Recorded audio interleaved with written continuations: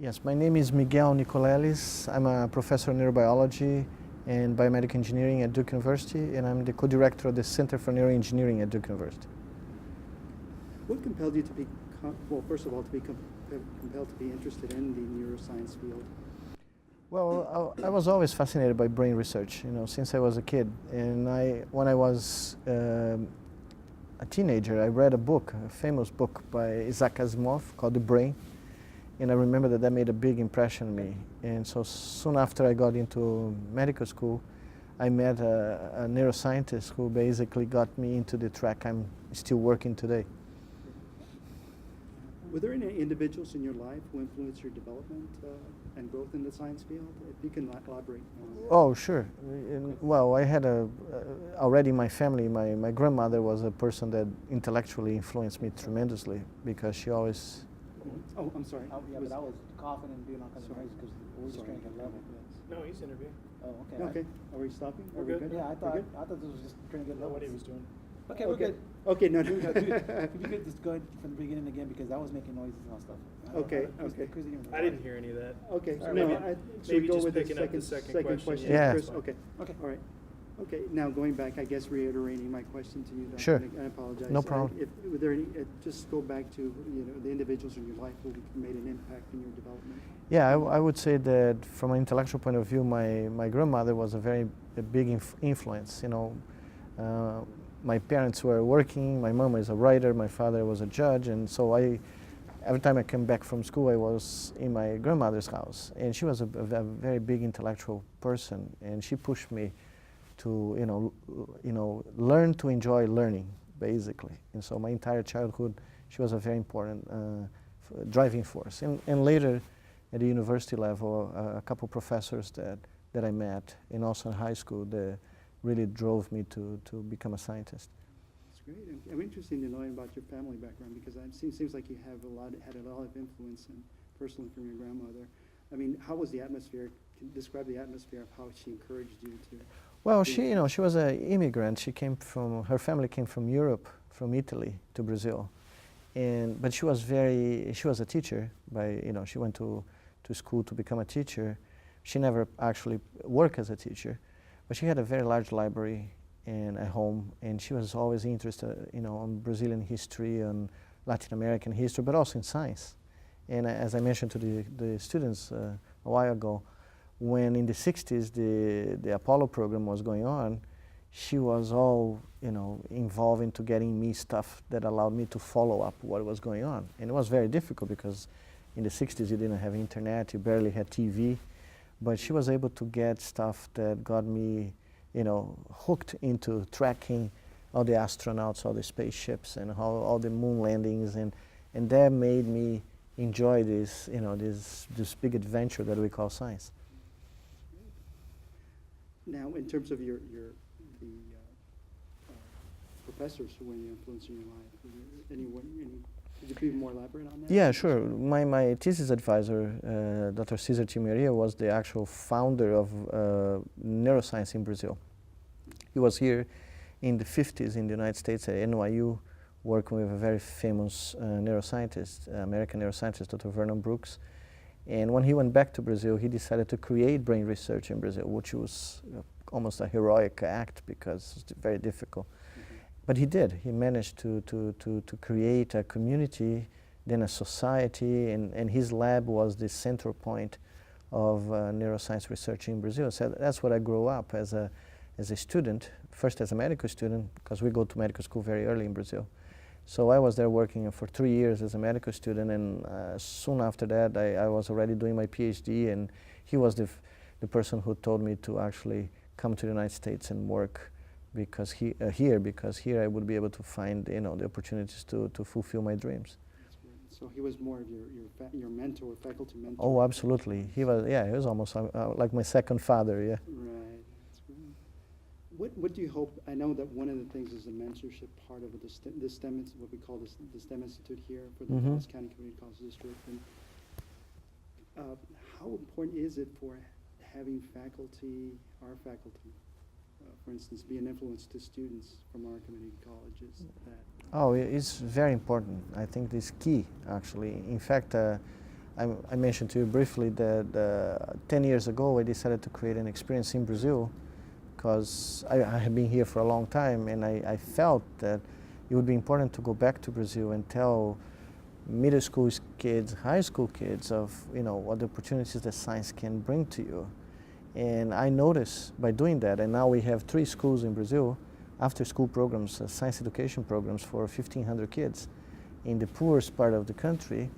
And these kids are coming out of these schools and going to the best universities in Brazil and pursuing careers not only in science, but in all sorts of fields, but more important than that, they have discovered the pleasure of learning, of exploring, of asking questions, of doubting or challenging dogmas and not accepting anything for granted. And this has changed that community. It's a small number, 1,500 kids, but when you think about it, these kids will teach thousands of kids, and in 2 generations, you may have millions of people that have been growing up on this kind of philosophy. So you sort of see it similar, the project that you're doing in Brazil, similar to what we are doing here in our institute. Yeah, I think that it's very important to first of all show to the kids that it can be done, that it's nothing special. If you really like it and you're passionate about it, it depends on your effort to go and do it, that science can be a profession for everybody. It's not something that you have to be elected, you have to be a very special person to be. No, everybody can be a scientist. In fact, all of us are. We're experiencing continuously, we are applying scientific ideas and discovery strategies all the time in our lives. So I have been in different community colleges in the US, and as I have in Brazil, and that's what I always tell the kids. You can basically do this. Right. There's no impediment, for anybody. Yeah. It's very basically just the process. Knowledge is always. Particularly today, right, where information is available in so many different ways. So it takes, of course, passion, it takes dedication, and it takes a lot of enthusiasm.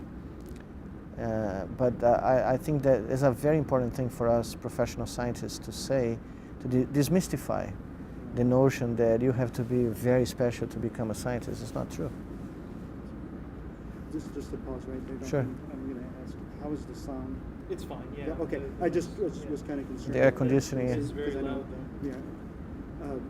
I guess, and it pretty much ties in what you had just answered, I think. But, what do you hope to achieve in your dialogue with our scholars here in our institute? Today? Well, I hope to introduce them a little bit to what we do as professional neuroscientists, and to show to them that this is not about technology, it's not about techniques, this is about discovering the essence of human nature, because our brains dictate what our nature is.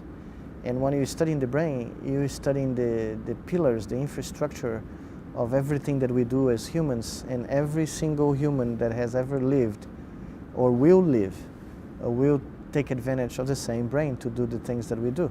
So it's a fascinating adventure in discovering what is the human condition. And at this point in the field, we're prone to make very huge discoveries that I hope will show to the whole of our species that we are much closer than we think we are. That our differences are minimal, and our resemblances are humongous. And to understand the brain is to have a glimpse of what is to understand the universe. It's always fascinating the way you bring it up to the attention. It's always important to let our STEM scholars know about the importance. Sure. It's beyond science. Oh, it goes a little beyond science, yeah.